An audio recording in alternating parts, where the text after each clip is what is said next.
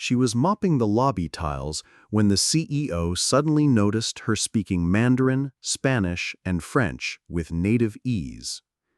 What followed afterward left the entire company astonished. At Halberg International, most people hardly notice the janitorial crew. Not from unkindness, but from habit. They came in after closing, pushing carts, changing trash bags, wiping down conference rooms, blending into the silence like elevator chimes. It was Monday dawn in downtown Fort Worth, Texas. The main entrance buzzed with footsteps clinking on tile, people glued to their screens, tossing around deadlines, clutching coffee like it contained the cure. Jonathan Kellerman, the company's CEO, was halfway through his routine walk from the parking lot to the 18th floor executive suite when he heard it. A voice. Not just any voice. Sharp, fluent, drifting in a language he hadn't heard since his last journey to the Shanghai branch. Mandarin. He stopped. Not because it was Mandarin, but because of who was speaking. He looked around, assuming maybe one of the international team reps had come in early. But then his gaze caught her. A woman in a burgundy custodian's uniform, her short twists pulled into a ponytail, standing beside the touchscreen directory. She was mid-dialogue with an older gentleman in a navy jacket and thick-rimmed spectacles, who looked both puzzled and grateful at once. Calmly signaling, her voice steady and gentle, she guided him toward the elevators. Kellerman peered. He'd seen her before, passing through the corridors after late sessions. Always respectful, always reserved, never looking up unless spoken to. He didn't even know her name. Yet here she stood, effortlessly translating and clarifying building logistics in a language most Americans couldn't even say correctly. He moved forward slowly. As he drew nearer, she wrapped up her Mandarin remarks and turned toward a delivery worker holding a clipboard. Without pause, she shifted gracefully into Spanish. The man stared, nodded. Sí, gracias. Then, just as easily, she glanced at a vendor sorting mislabeled boxes. C'est mal marqué, la conférence B est de l'autre côté, she told him in French, indicating with a faint smile. Kellerman's jaw hardened slightly, not from anger, but from something else, something deeper, a twinge of guilt. He had spent over 2 decades in global operations, leading international growth, hiring interpreters, creating cross-cultural programs. Yet right here, inside his own company, the most linguistically skilled person he'd encountered in months had been scrubbing toilets only 2 levels beneath his office. He finally arrived at the janitorial supply closet. Through the open entrance, he noticed Denise stocking microfiber cloths onto a metal shelf. "Mind if I disturb you once more?" he inquired as he stepped forward. She turned, a little startled. "You came downstairs here?" he grinned. "I couldn't stop remembering our conversation. Listen, I have to request a small favor." She rubbed her hands against her blouse. "What sort of favor?" "There's a session upstairs. A team from the Sao Paulo office arrived earlier than planned, and our translator quit last minute. Could you help?" She hesitated only for a moment. "Portuguese?" "Absolutely. I can manage that." Soon after, they stepped into conference room 4C. 4 Brazilian executives waited awkwardly, eyes on their screens. Denise slipped in quietly, nodded, and began speaking fluent, confident Portuguese. Kellerman watched as the entire atmosphere changed. Shoulders eased, gazes focused. She wasn't only interpreting, she was building a bridge, making people feel recognized. When one of the visitors told a joke in Portuguese, Denise responded and replied with one of her own, and soon they were all chuckling.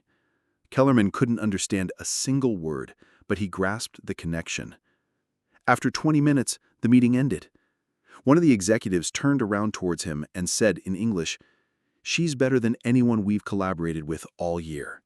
Where'd you discover her?" Kellerman looked at Denise, who was already stacking empty cubs onto a tray. "Right here," he said. She managed foreign clients far better than anyone's software.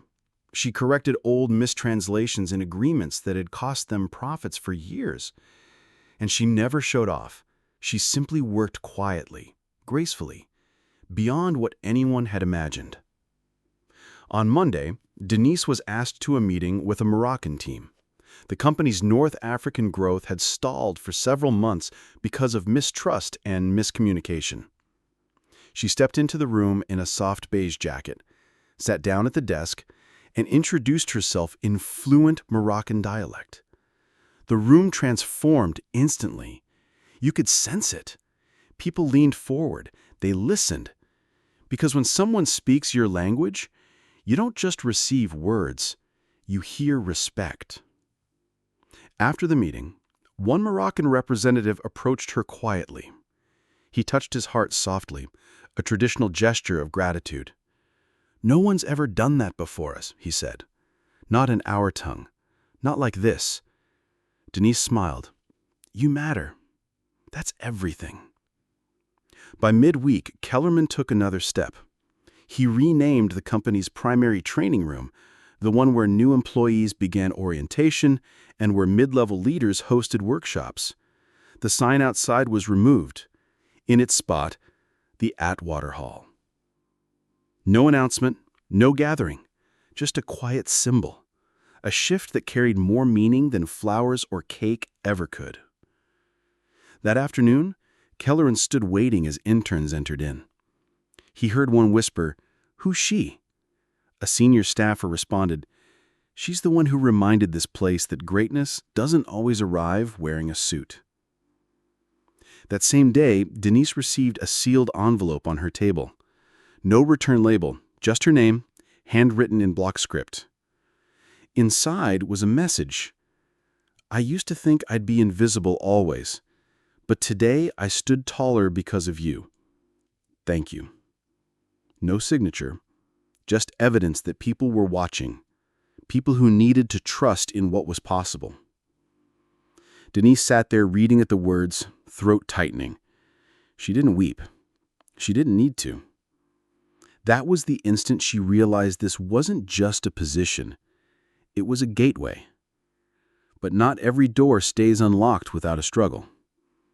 And already, someone was preparing to push back. The backlash didn't delay long. Late Thursday, Denise was called to a meeting not by Kellerman, but by someone above. Eleanor Craig, a senior board executive flown in from Texas. She'd been with the company since the 90s. Tailored suits, Sherpa voice. Denise stepped into the 17th floor boardroom where Eleanor sat with a stack of documents and a flat look. "Have a chair," she said without glancing up. Denise sat. Eleanor clicked her pen twice. "So, Ms. Atwater, I've checked your records. No college education, no corporate courses, no certifications." Denise didn't react. "That's right." Eleanor rested her hands. "You were a cleaner here 3 weeks ago." "I was?" She leaned backward. "Then explain how somebody with your background is now leading high-level international matters." Denise met her eyes. "Because I know the languages. I respect the cultures. I've already repaired 2 vendor contracts and resolved a 3-month Morocco problem.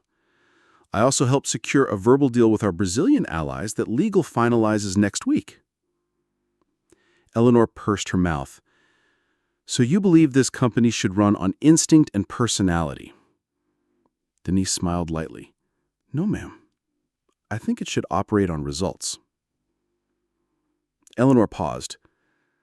For the first time, Denise saw uncertainty. "I don't need to be popular," Denise added. "But I do need to be valuable. And I am." Eleanor rose, closing the folder firmly. "You're a risk." "I'm used to risks," Denise said calmly. "My whole life's been one."